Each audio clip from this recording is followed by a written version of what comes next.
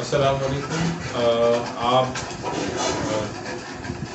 کے علم میں ہوگا کہ براڈ اسپیکٹرم ایجوکیشن اسٹڈیز کی طرف سے ہم نے پہلے پچھلے کچھ مہینوں میں خواب کے حوالے سے کچھ موویز، کچھ ویڈیوز جو ہیں وہ ہم نے اپلوڈ کی تھیں اپنی یوٹیوب چینل پہ۔ اسی کا تسلسل ہے، کچھ پریویس انفارمیشن کے حوالے سے میں بتاؤں گا کہ خواب کیا ہوتے ہیں۔ خواب ہر انسان دیکھتا ہے، خواب انسانی نفسیات کا ایک اہم جز ہے۔ انسان شعور اور لاشعور سے مرکب ہے اور ہر انسان کو خواب آتے ہیں، اچھے یا برے۔ یہاں میں یہ بھی بتانا چاہتا ہوں کہ ہم کیونکہ مسلمان ہیں تو ہمارے مذہب میں خواب کا ایک اپنا الگ تصور ہے۔ جیسے ہماری مذہبی کتاب قرآن مجید میں ہم دیکھتے ہیں کہ سورہ یوسف کی ابتدا ہی حضرت یوسف علیہ السلام کے خواب سے ہوتی ہے، تو اسی میں آگے چل کے بھی اللہ پاک نے جو ہے وہ دو افراد جو قید ہوتے ہیں ان کے خوابوں کا ذکر کیا ہے۔ اس کا مطلب یہ ہے کہ خواب حقیقت ہے، اور اس میں دو قسم کے خواب ہوتے ہیں۔ ایک خواب ہوتا ہے جو برا خواب ہوتا ہے، جو شیطان کی طرف سے ہوتا ہے۔ ایک خواب اچھا ہوتا ہے جسے ہم ہماری جو اسلامی لینگویج ہے اس میں رویا صادقہ کہتے ہیں۔ رویا خواب کو کہتے ہیں عربی میں۔ رویا صادقہ کی اپنی حقیقت ہے، اپنی حیثیت ہے، اور بہت سارے ائمہ محدثین نے اپنی کتابوں میں یہ خواب تحریر کیے ہیں۔ خواب کے بارے میں حدیث مبارکہ ہے کہ خواب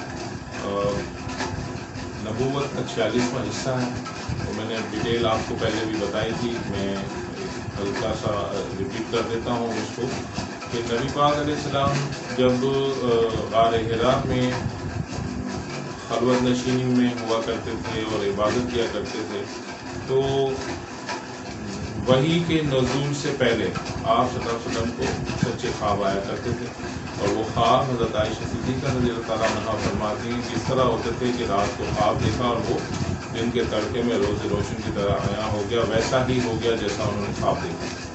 تو پھر اس کے بعد وحی 23 سال جاری رہی، اور وہ جو 6 مہینے کا عرصہ تھا جس میں آپ نے سچے خواب دیکھے، تو وحی کا سلسلہ پھر مقبول ہو گیا، نبی پاک علیہ السلام کا وصال ہو گیا، آپ دنیا سے تشریف لے گئے، اور پھر جو امت کے لیے باقی رہا وہ اس کا 23 سال کا جو 46واں حصہ ہے، جو 6 مہینے پر محیط ہے، وہ ہے خواب، رویا صادقہ۔ انسان کو خواب اس کی اپنی طبیعت، اس کی اپنی نیچر، جس قسم کا اس کا کردار ہوتا ہے اسی طرح کے خواب آتے ہیں۔ اگر اس کا کردار اچھا ہے، وہ نیک مزاج ہے، لوگوں کی مدد کرتا ہے، اس کے مزاج میں انصاف ہے، نیکی ہے، وہ فرائض واجبات کو سمجھتا ہے، ان کو ادا کرتا ہے، تو اس کے ساتھ جو خواب کا معاملہ ہے وہ ایسا ہوتا ہے کہ اس کو رویا صادقہ آتے ہیں۔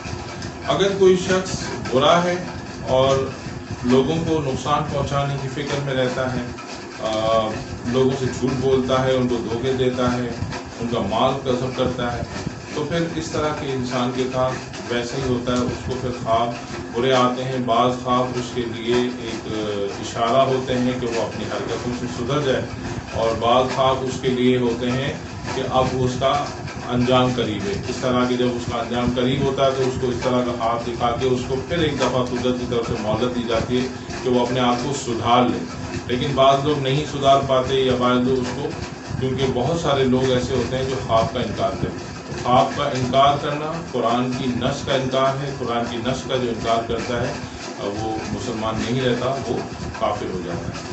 تو یہ ایک اجمالی تعارف ہے خواب کا۔ اس کے بعد ہم خواب کے حوالے سے جو مبشرات سے ہٹ کر سب سے پہلے ہم یہ بتائیں گے کہ وہ خواب جن کی تعبیر غلط ہوتی ہے یا جن کی تعبیر غلط سے مراد یہ ہے کہ جن کی تعبیر بری ہوتی ہے، پہلے ہم ان خوابوں کا تذکرہ کریں گے۔